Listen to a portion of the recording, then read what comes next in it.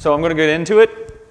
We have been covering on this Friday night the Eightfold Path. And so the Eightfold Path is what the Buddha offered as like a prescription to end suffering and as a way to support our well-being and happiness. So there's these 8 factors that we take on, not necessarily as like a belief system, but as a way of life. And so it's this path of a way of life that we can find happiness here and now, an internal sense of well-being that is reliable. And so the Eightfold Path, I want to go over it just for a second, is divided up into 3 categories.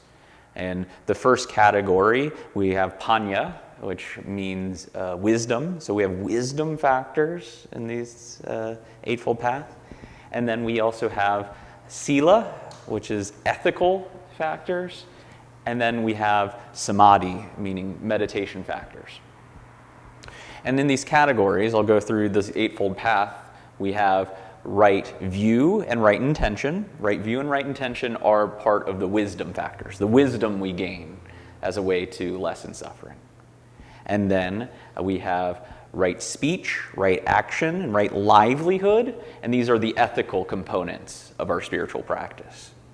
And then we have right effort, right mindfulness, and right concentration, samadhi. Those are the meditation factors of this Eightfold Path.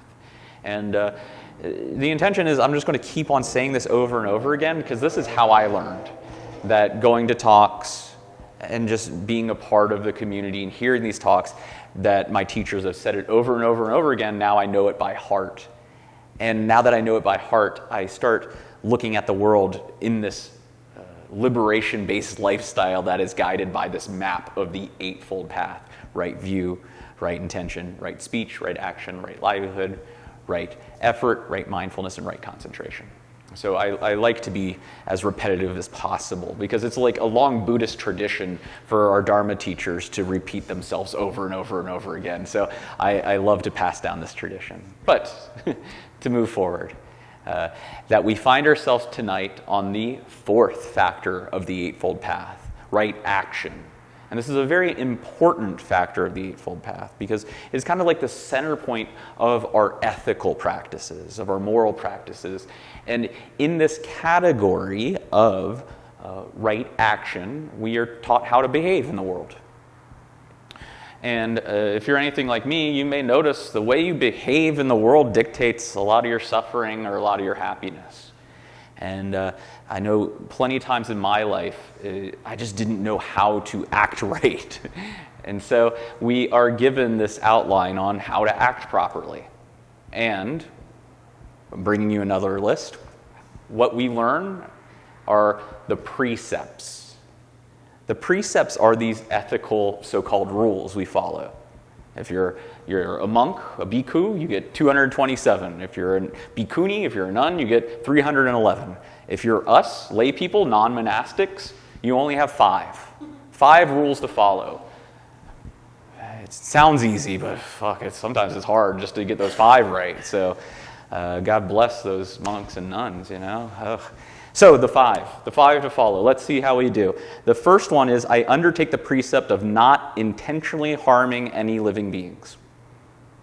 And then the second one is, I undertake the precept to refrain from taking what is not freely given. Third one, I undertake the precept of being wise and careful with my sexuality. Fourth one is, I undertake the precept of being wise and careful with my speech. And the 5th one is, I undertake the precept of wise consumption, refraining from taking intoxicating substances that lead to heedlessness. So it's like, don't kill, don't cheat, don't lie, don't get fucked up, you know. So it's like a lot of these don'ts. As I go through this talk, I'm going to go through a couple different categories, one of which I want to go over how to unpack how these 5 precepts lead us to a happy life. Then I want to go over how these precepts are slightly different than the moral codes of like commandments, of black and white rules that you either pass or fail. And then I'm going to go into each of these 5 precepts and explore how possibly you can bring these into your own life. So, talking about happiness. I feel like I'm talking about happiness a lot tonight. What a great thing to reflect on. How to be genuinely happy, right? And maybe it's helpful just to reflect on people you know. Do you know like somebody that is like, happy? I'm not talking about like a always emotionally happy, like a joyous person, but somebody that's like secure in themselves, somebody that's like has this sense that they're stable in the world. And if you know anybody like that, notice how they act. Generally, they act in very ethical, moral ways. Generally, they act out of kindness, generosity, and compassion. Generally, they're not going around stealing, punching people, wishing harm upon people. And so just like even notice that. Like if you're around somebody, you're like, that person's got something about them. They seem stable. They seem like they have it together. I feel safe around this person. Notice how they act. And generally, we're all human and we screw up sometimes, but generally they have this dedication to a very ethical life. And so this is what this practice is, that we want to value an ethical life. We may not meet those values every time, but that's okay. That's what it is to be a human. I think it's even Jack Kornfield that says, happiness is a collection of healthy habits. And so this is what this practice is. It's a training. So that's how like Buddhism's kind of different from other like so-called religions, right? That Buddhism doesn't really have this like central belief that we pray to a deity or we believe in this thing, but we all agree upon our training. So I liked how we view this as something you do. And if we notice this in like karma, in like a very practical way of Buddhist karma, that we look at anything you do, you get better at. So if you're practicing and training and stealing, you're going to get really good at stealing. If you're practicing and training in generosity and kindness, you're going to get better at kindness. So this is something that we commit to over and over and over again and sharpen our skills. Sharpen the skill of compassion. Sharpen the skill of kindness. Sharpen the skill of honesty. And so when I think of like trainings, I'm like an 80s, 90s kid, so these like training montages, those like corny training montages that were like in every 80s movie, right? Like Rocky IV, he went out and he was fighting the Russian, and he had the like training montage of like awesome 80s music while he was training in Russia. Or I recently watched Buffy the Vampire Slayer, like the original, like the movie Buffy the Vampire Slayer, and like there's that training montage in there where she's like learning how to stab vampires in the heart. Yeah, I don't know, it's wild. But it was during the COVID lockdown. I love Wu-Tang Clan. Anybody into the Wu-Tang Clan, 90s hip hop? I'm going to see them in a couple weeks, actually. They're playing in town. It was during the COVID lockdown that RZA, kind of like the head of the Wu-Tang Clan, was doing these commentaries on kung fu movies, like 70s, 80s kung fu movies. And if you don't know who Wu-Tang Clan is, they are a 90s hip-hop group that combines, like East Coast hip-hop with kung fu movies. So their songs have kung fu samples and kung fu references, and even the name Wu-Tang Clan comes from these like kung fu movies. And so during the COVID lockdown, RZA was doing these like live online commentaries of like all those like Wu-Tang movies that they referenced in their songs. And one of which that like I like loved. Like I never watched any of these movies. I just like kind of knew they were around. And then I just like fell in love with them. There's this one movie called 36 Chambers of Shaolin. And named after, the Wu-Tang. Well, Wu-Tang named their album, that great 36 Chambers album after this. So I was like stoked to watch this. And this movie, it sets the scene of a small town near Shaolin that was being oppressed by the local government. And the people, there's a lot of violence by the strong government to these people in this town. And there was this guy that was like, I got to figure out how to fight back. I got to stand up to this local government.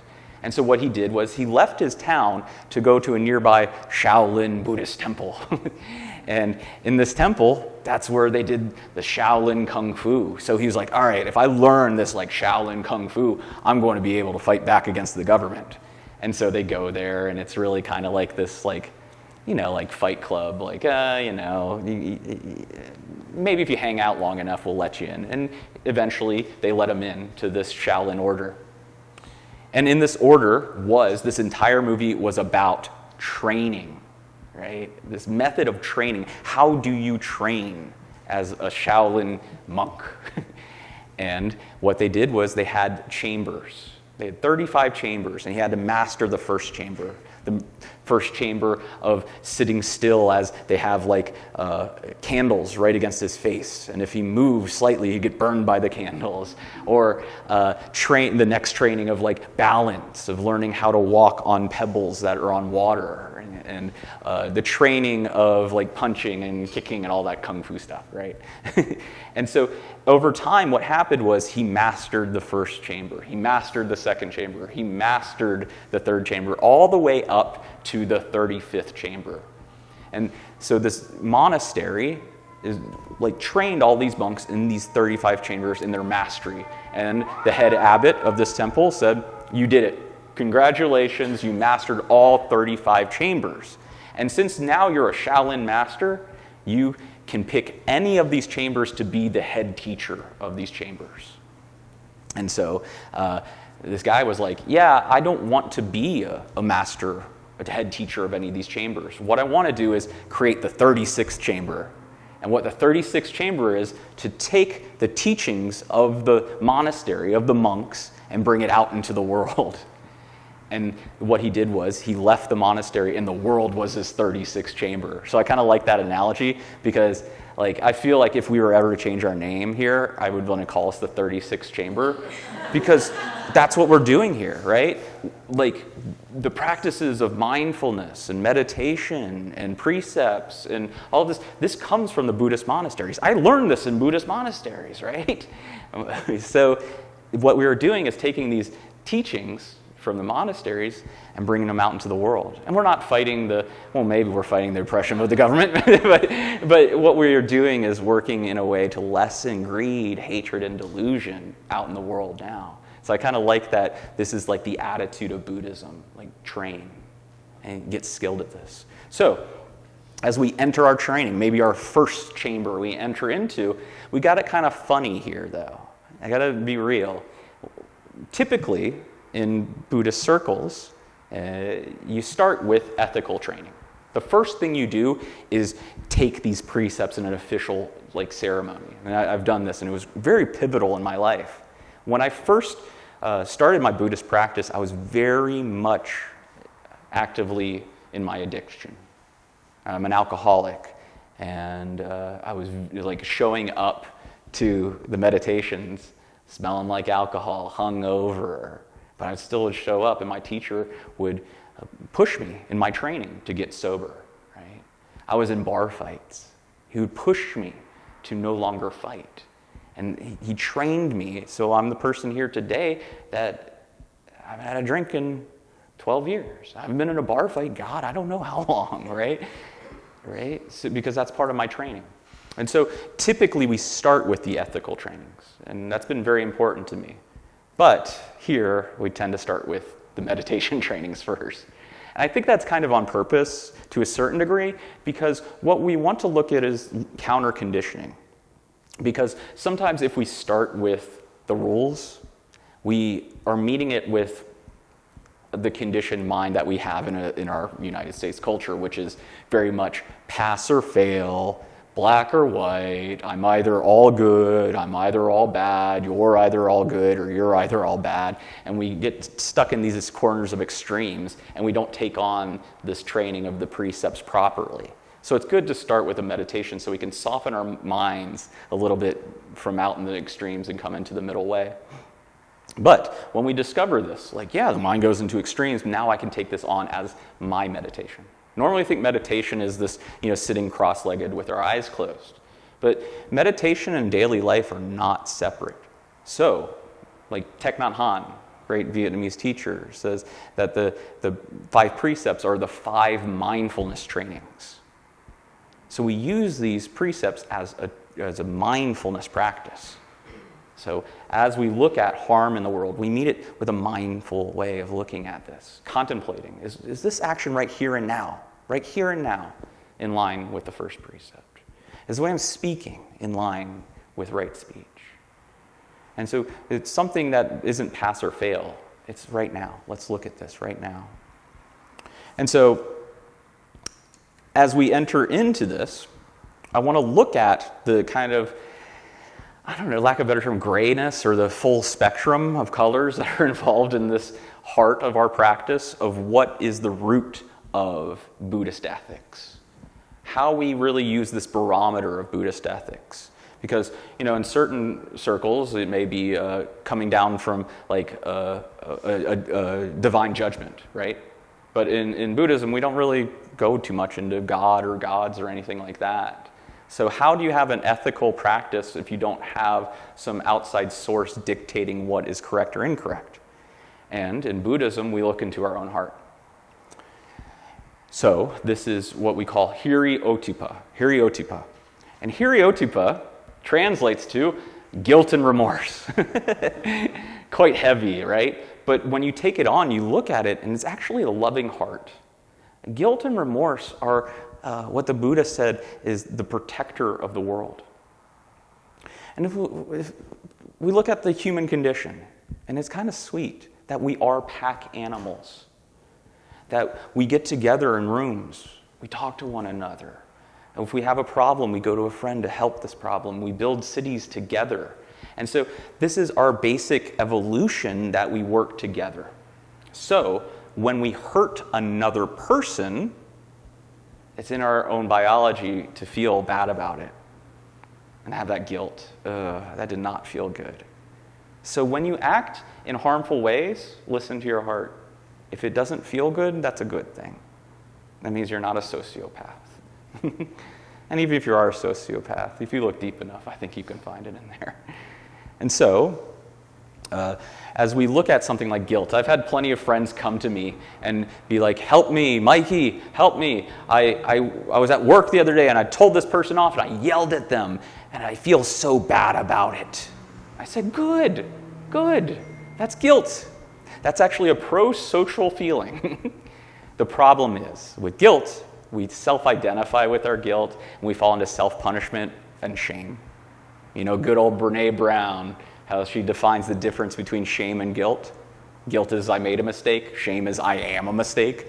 When we overly self-identify with this. And so this Buddhist practice of non-self, you are not your emotions. You are not your guilt, but it's very much in there.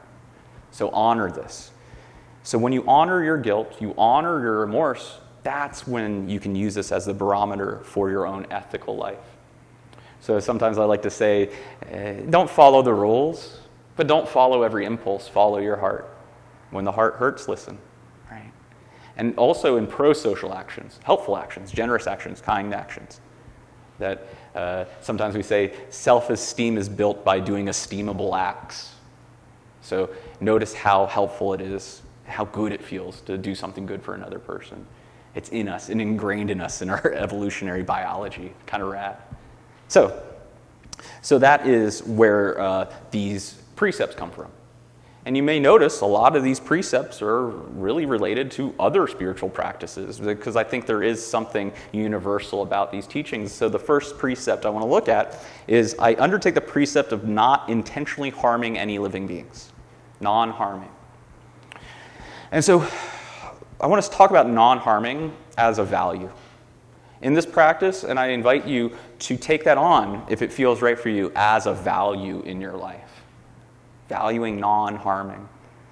And we can look at, I don't know if that's really a value in pop culture these days, in the mainstream non-harming. Because what happens is, when somebody hurts us, we feel justified to create harm. And then when we harm them for harming us, they feel justified to harm us. And then we feel justified to harm them. And then we're just on this cycle of hurting one another. And so what we want to do is break the cycle. Break the cycle, because what we can look at our own justifications. Oh, this person's part of this political party. I feel justified to hurt them. Or this person comes from this family or this economic class or this race. I feel justified to dismiss them and harm. And so look at how that's a delusional thought. That the Buddha taught hatred is not appeased by hatred. It doesn't work. You can't hate somebody into acting properly. You can't hate yourself into acting properly. So let's take on this value of non-harming and see for yourself. Just because I'm on the stage saying it, see for yourself. Go test this. See if harming yourself and harming others works. Test it out. See what happens. Cool? So, hatred's not appeased by hatred. Whether this is internal or external. Let's try to see how harmfulness is not a helpful value to have. And so we go into intentionally harming any living beings. Sometimes this precept is saying no killing. Don't kill, right? And so this may look at a bunch of different things in your life. I'm not going to tell you, hey, you need to do this as like some spiritual authority. What I want to do is to say, take this on in your life. Where in your life do you intentionally kill? Where in your life do you intentionally harm? And sometimes we can look at this as, the big topic of are Buddhist vegetarians or vegans, right? Some of them are. Not all of them, right?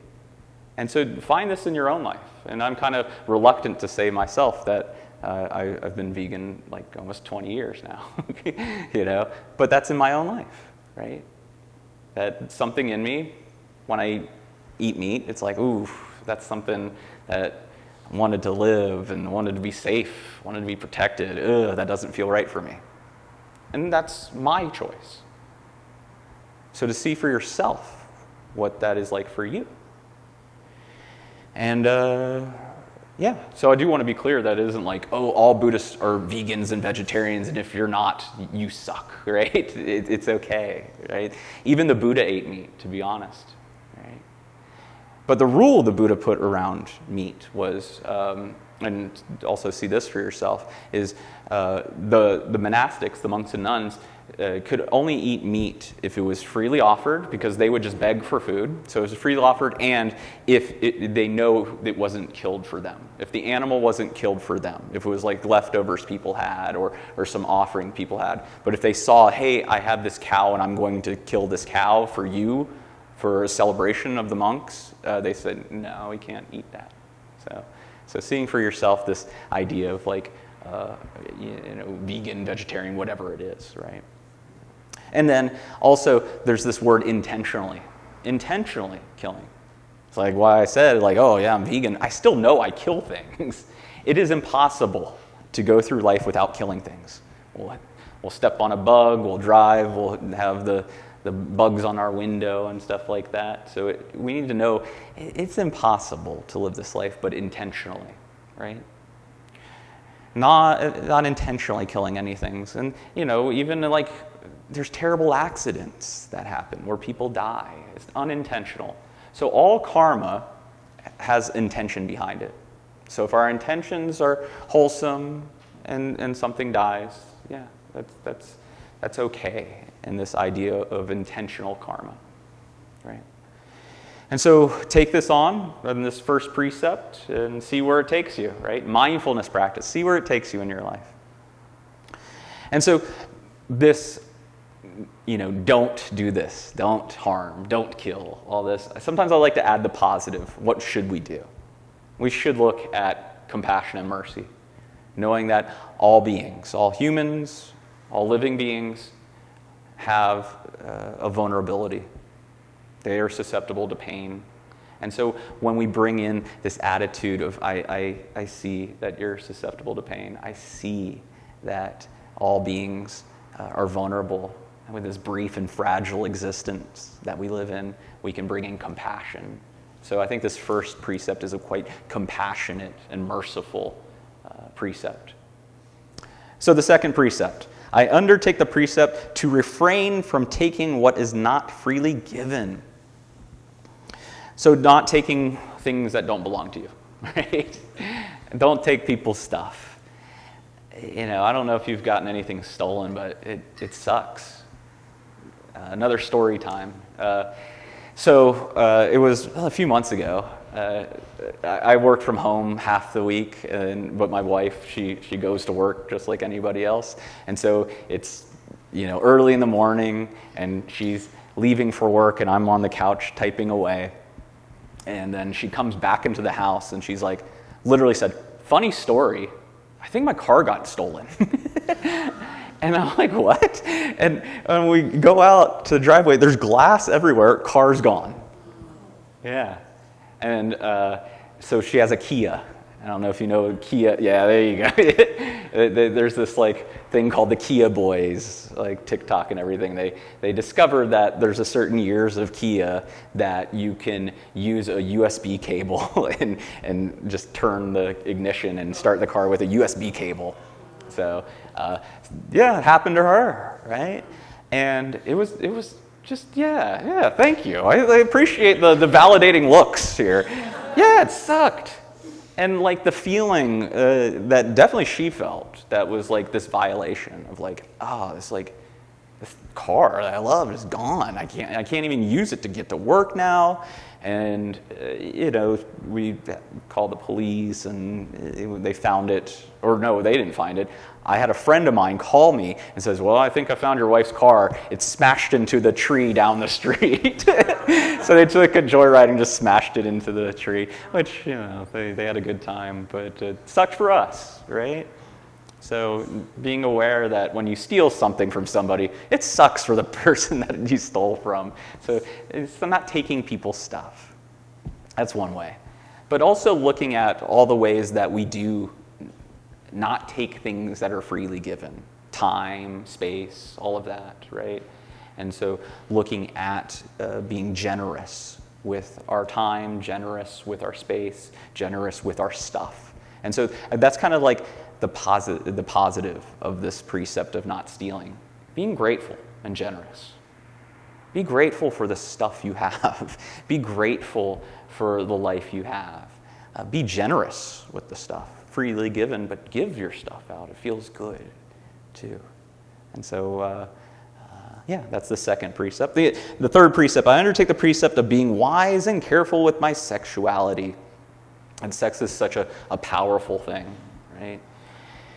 And I think there's a certain way that sex is so powerful and seductive that it can be quite addictive, right? And we end up in this perpetual cycle of craving. Doesn't mean sex is the issue, right? It's the craving that's the issue. So in this practice, we can acknowledge sex can be extremely healthy. Sex can be part of our spiritual practice, can be a mindfulness practice. And there's a lot of space for a lot of harm around sex. And, there's definitely been a cultural shift. And I am grateful for that cultural shift. Because now we have so much upfront willingness to talk about how sex can be extremely harmful. And it's kind of a tough one to talk about sometimes, because there is a lot of stuff there, a lot of shame around sex, a lot of fine lines around sex. But I think it's extremely important to talk about, because what happens if we don't talk about it, then there's a potential for harm. So in our own sexual lives, whatever it may be, welcoming in a sense of communication, that we are in this room talking about sex. So it is important to communicate with your sexual partner or partners. So welcoming in wise speech, wise communication with your sex. While it may be vulnerable to talk about sex or may be scary to talk about sex, understand that it's important to talk about sex, because that can lead to helpful communication, helpful boundaries, expectations, even helpful desires and wants. So with something like sex, where it involves another human or humans, we can look at it as an intimacy practice, looking at the humanity of the people we're sexually involved with. I think what happens is, though, when we get that craving addiction to sex, we lose the ability to know the humanity of the people we are involved in sexually. And when we lose that sense of seeing the humanity of the people we are involved with sexually, sometimes people become products to consume. And then we consume the other person, and we don't acknowledge their own needs, wants, sensitivities. So it is very helpful to know the relationship that's happening and witness the heart of the person you're involved with or people you're involved with. And when we witness that, we're less likely to create harm, and we are more likely to develop a deep intimacy. That sex can be a wonderful practice of intimacy and bonding. And like I said before, we're pack animals, right? And so there's something innately in us that wants that bond, wants that connection. And so sex can be a wonderful spiritual practice that welcomes in that sense of bonding and connecting. And so as I say this, though, I want to be careful. Sex as a spiritual practice, because those phrases, and it kind of frustrates me a lot, that sex has been abused in spiritual circles a lot, very often. That somebody on the stage that acts as a spiritual authority will tell a student, well, sex can be the spiritual practice, let me show you. And there's that power dynamic that happens, and it's not cool. So as a teacher, as a Buddhist teacher, and every facilitator and teacher in this room has to vow to not sexually participate with their students. And I feel like that is an important fine line to have. That any teacher in spiritual communities should not be having sex with their students. And so, please be aware of that. I'm not saying this as a way of like, oh, sex is your spiritual practice from a place of authority to be manipulative. So be mindful of that, please. And I hate that I have to say that. So, and so the positive of that is the affection that comes with sexuality, leaning into that and seeing for yourself. And I do want to be clear that there isn't a lot of rules around who and what you should be having. There's definitely ones around animals, definitely. But but to be clear, we come to a lot of spiritual places, and it's like, Buddhism does not condemn homosexuality, does not condemn bisexuality, doesn't condemn asexuality. It doesn't come from these places of these moral judgments around our sex, and I really appreciate that, definitely. So I wanted to be clear there. Okay, moving on to the fourth precept. I undertake the precept of being wise and careful with my speech.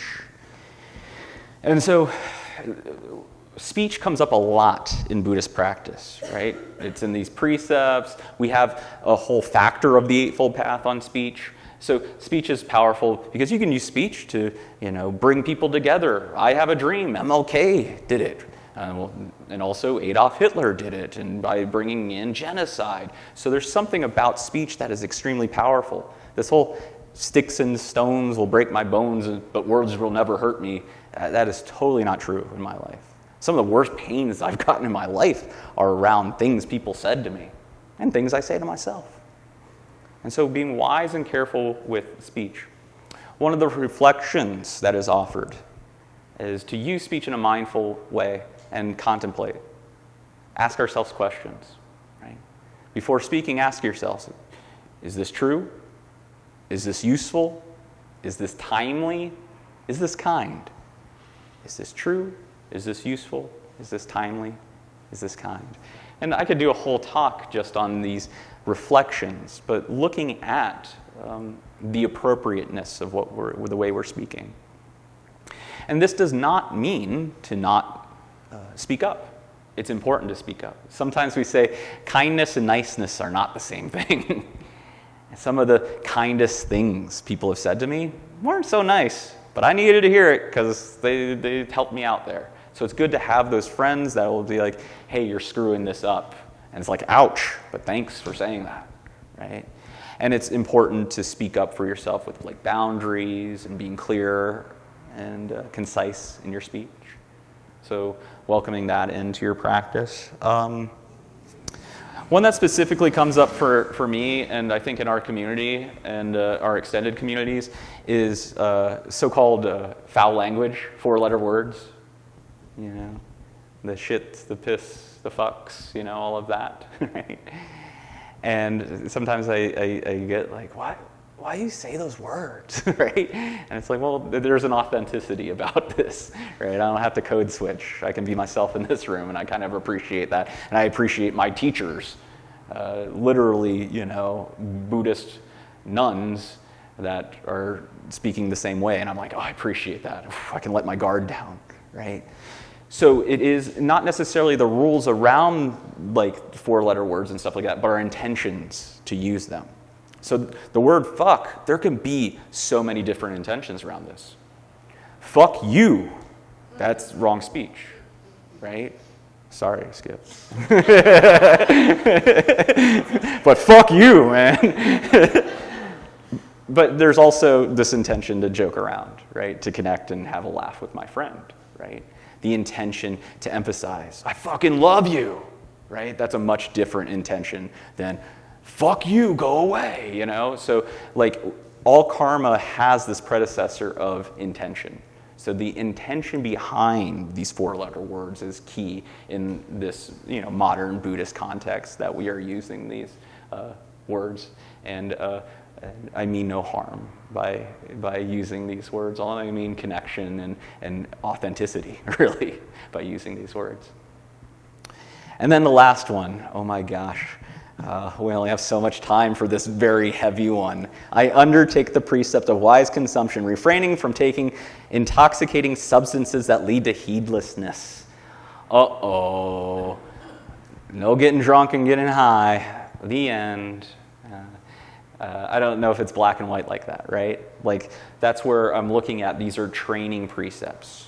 For some of us, yeah, it's time to set aside the drinking and the drugging. For others, not so much, right? See for yourself in this training. Maybe you can have a drink here and there, and you're not getting fucked up and leading to heedlessness, right? Maybe you're getting high at night. Okay, that's for you to notice. And at the same time, I think there is a value to taking some time away from intoxicating substances. Because what happens is it clouds the mind. And it's like the anti-mindfulness, right? We're trying to remain mindful, but when we put substances, intoxicating substances into our mind, we're not mindful. And that can lead to harm. But it also can lead to a lot of hindrances to our insights.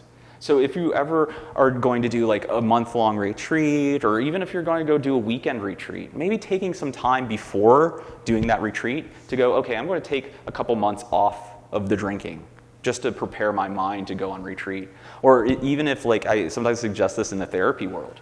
If you're like hitting it hard at the therapy, you know, going to a therapist twice a week, once a week, whatever it is, maybe take some time off the drinking. Maybe take some time off the drugging. Because what we want to do is have our mind awake so we can see some things. Because typically, we use substances to hide ourselves from pain, right? That we manage and control by numbing out pain. But in Buddhist practice, we have the willingness to be with the pain directly. And so I want to be clear, though. It's like when we talk about intoxicants, we're talking about these intoxicants that are so-called recreational. I'm not talking about medications. I'm a person with depression, and there's been times in my life I've taken antidepressants, and it actually aided my spiritual practice. It's been helpful. So I'm not saying, oh, you know, don't take your prescribed medications that may be helpful in your life. I'm talking about the intoxicating substances that lead to heedlessness. And so one story before I open it up, that I'll try to make this brief, but it's such a good story. So a while ago, there was this Buddhist monk that was on a train, and he was traveling to a nearby city, big train, and then out of nowhere, a robber just jumps on the train and starts robbing everybody at gunpoint. Give me all your money. And then this robber went to the Buddhist monk and said, give me all your money. And the monk was like, well, I'm a monk. It's against my precepts to have money. And then, so the robber decided he wanted to humiliate this Buddhist monk if he can't get money from him. And he says, well, if you can't give me money, I'm going to make you break a precept. I'm going to make you break one of your rules. And so the Buddhist monk was like, well, I don't want to kill anybody. I don't want to lie to anybody. I don't want to have sex with anybody. I think I'll have a drink. So the monk sees a nice glass of Chardonnay and has the glass of wine. And then the monk's like, man, that felt good. He got that warm buzz in. He feels that nice taste of wine on his tongue. He's like, all right, maybe I'll have another glass. And he drinks another glass. And then out of nowhere, he just wakes up the next morning. And he wakes up and he's in a hotel room with the robber. And he has naked people all next to him. And he's like, we asked the robber, what happened last night? And he's like, dude, you got wasted. And you know what you did? You buddied up with me and you just started robbing everybody with me because you were so drunk. You even shot somebody. And you know what you did? You started telling them all to fuck off. And you just were just wild. And he's like, oh no, that he took intoxicating substances and broke every precept. So this is the idea that this may be the most important of the precepts because you get drunk, you're going to break all the precepts. So thanks for humoring me on that story. So I would like to open it up to y'all. What's up, y'all? Reverend Mikey Noechel here from Wild Heart Meditation Center in Nashville, Tennessee. Thanks for checking us out. Do me a favor, please like and subscribe. And if you feel moved to leave a donation, you can do so at wildheartmeditationcenter.org or the Venmo link in the description. Peace and love.